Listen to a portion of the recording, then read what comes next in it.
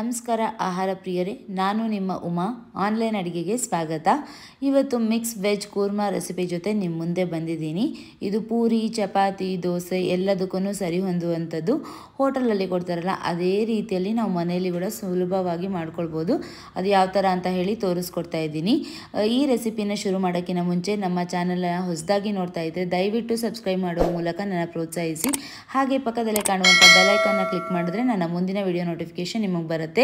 ಯಾರಿಗೆಲ್ಲ ಈ ಒಂದು ರೆಸಿಪಿ ಇಷ್ಟ ಆಯಿತು ನೋಡಿ, ಅವರು ಈಗಲೇ ಲೈಕ್ ಮಾಡಿ. ಹಾಗೆ ಇದನ್ನ ಪ್ರಯತ್ನಪಟ್ಟು ಇದು ಯಾವ ಥರ ಬಂತು ಅನ್ನೋದನ್ನು ಕಮೆಂಟ್ ಸೆಕ್ಷನಲ್ಲಿ ತಪ್ಪದೇ ತಿಳಿಸಿ. ಹಾಗಿದ್ರೆ ಬನ್ನಿ ರೆಸಿಪಿನ ಶುರು ಮಾಡೋಣ.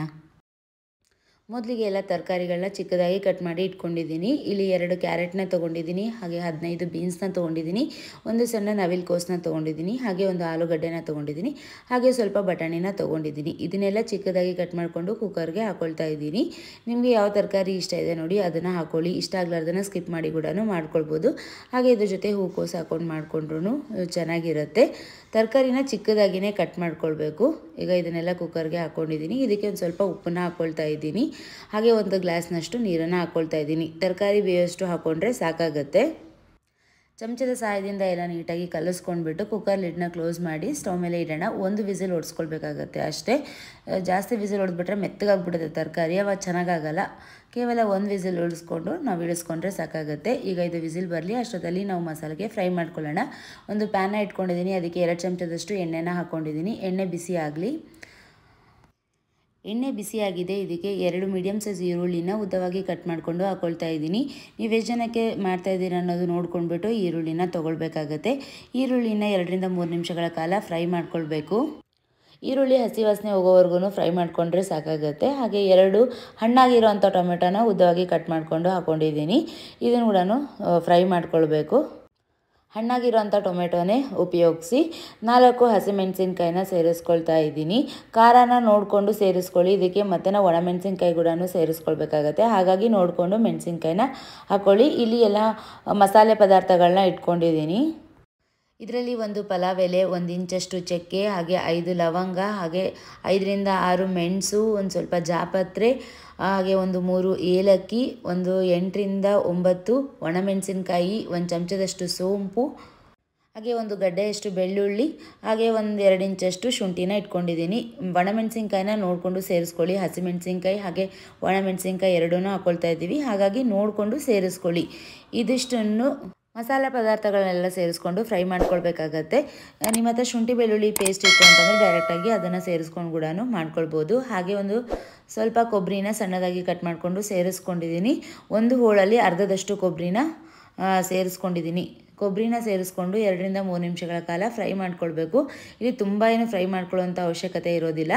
ಎಲ್ಲದನ್ನು 2 ರಿಂದ 3 ನಿಮಿಷಗಳ ಕಾಲ ಹುರ್ಕೊಂಡ್ಬಿಟ್ರೆ ಸಾಕಾಗತ್ತೆ. ಈಗ ಇದು ಆಗಿದೆ. ಇದನ್ನು ಸ್ಟವ್ವಿಂದ ಇಳಿಸ್ಕೊಳ್ತೀನಿ.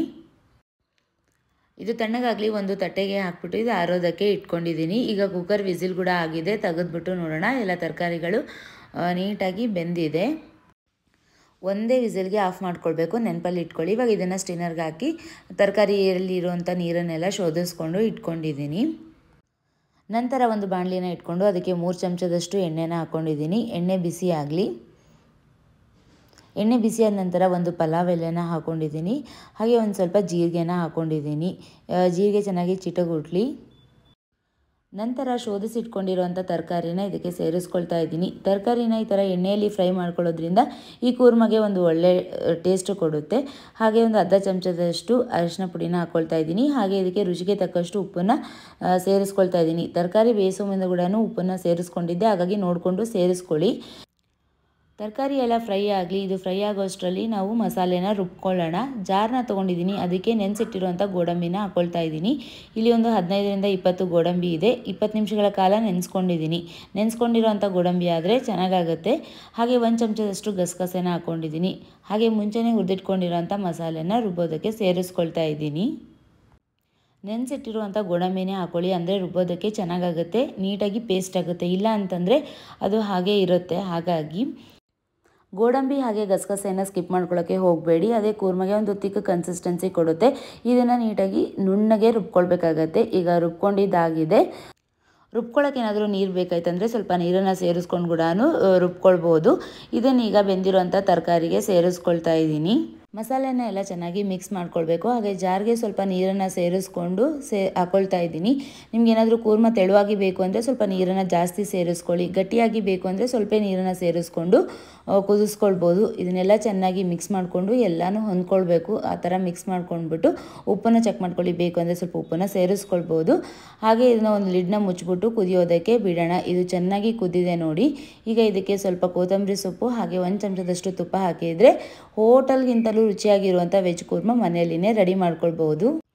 ಆಹಾರ ಪ್ರಿಯರೇ, ನೋಡಿದ್ರಲ್ಲ ವೆಜ್ ಕೂರ್ಮನ ಎಷ್ಟು ರುಚಿಯಾಗಿ ನಾವು ಮನೆಯಲ್ಲೇ ಮಾಡಿಕೊಂಡು ಸವಿಬೋದು ಅಂತೇಳಿ. ಇವತ್ತಿನ ಈ ಒಂದು ರೆಸಿಪಿ ನಿಮ್ಮೆಲ್ಲರಿಗೂ ಇಷ್ಟ ಆಯ್ತು ಅಂತ ಹೇಳಿ ಭಾವಿಸ್ತೀನಿ.